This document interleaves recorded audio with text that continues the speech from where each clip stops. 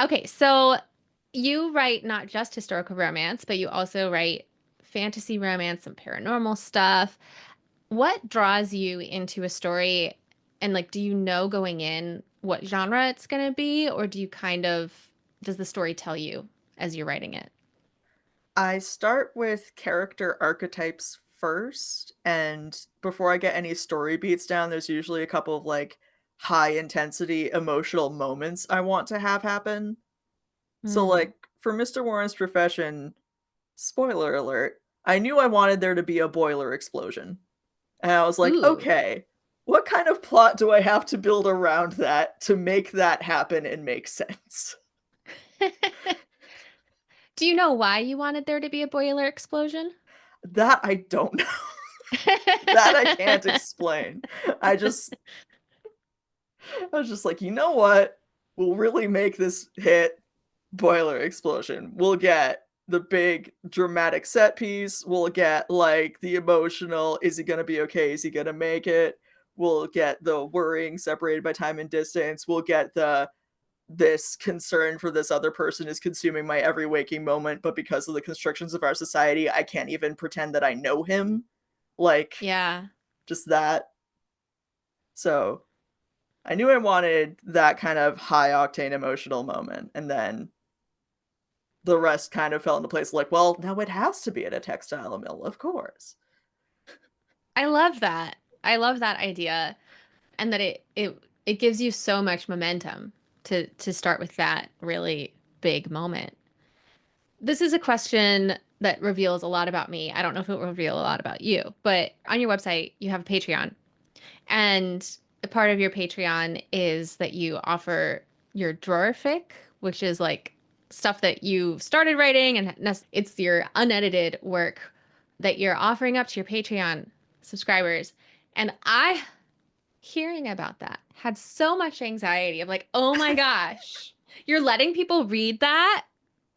So my question is, do you have that anxiety at all? How do you overcome it? Or are you maybe looking at this creative life so differently than me that you can tell me what how I should change my mind?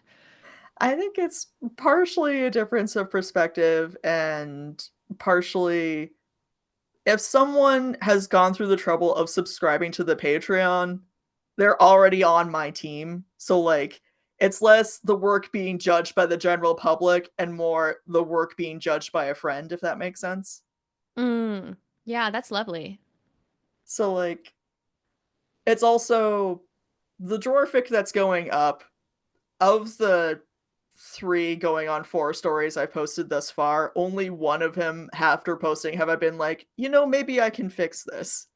So these are by and large works that will never be published in any other form. So this Hmm. is a way to be like, okay, they can't go on someone's bookshelf. They can't go up for sale, but I can kind of give them a life and let someone else experience this story, even in this fractured form. Yeah, and are you happy with how your Patreon subscribers react to it? They have been shockingly kind. They have been so, so kind and so supportive. And it's just a wonderful, wonderful community of readers that I'm so grateful for. Oh, that's lovely. I'm gonna try to learn from you and see if I can just a little bit be less precious about my work. The other part of that, I think, is I went to school originally for illustration, and part of the critiques process, which I have learned isn't necessarily standard across illustration colleges, was every week you make a piece of art. The professors strongly encourage you to base it on something deeply personal, ideally traumatic. And then you put it up in front of the class, and the rest of the class is encouraged to tear it apart piece by piece, point by point, just rip it down. And you are not allowed to say anything in its defense. The work has to stand on its own. So, Wow. like, no review I've received has been worse than that. So, like, it has Yeah. given a different perspective, I think. Yes, you've built a thick skin. Yeah. And I noticed your cover was illustrated. Do you illustrate your own cover or illustrate any of your work at all? I do occasional graphic design work for it. Part of the reason I'm not a full-time illustrator now is because one, I'm frankly not good enough, and two, my hands kind of gave out in school. So Oh like by the no. end of my degree, I couldn't draw enough hours every day physically to get good and then keep up with building a portfolio and producing the amount of work I would need to make it full time. So That's switch gears to devastating. writing. Yeah, it was pretty rough there for a while, but then I got a novelist career out of it. So like, silver lining. Yes, I still right. get to tell stories even if they aren't graphic novels like I was originally hoping for. Right. Yeah. But Wow. my cover art is done by these days it's Jan Falk, also known as Thistle Arts across most social media. He Okay. does book covers for me and for a lot of other queer romance authors across all genres. He's done like paranormal, fantasy, historical.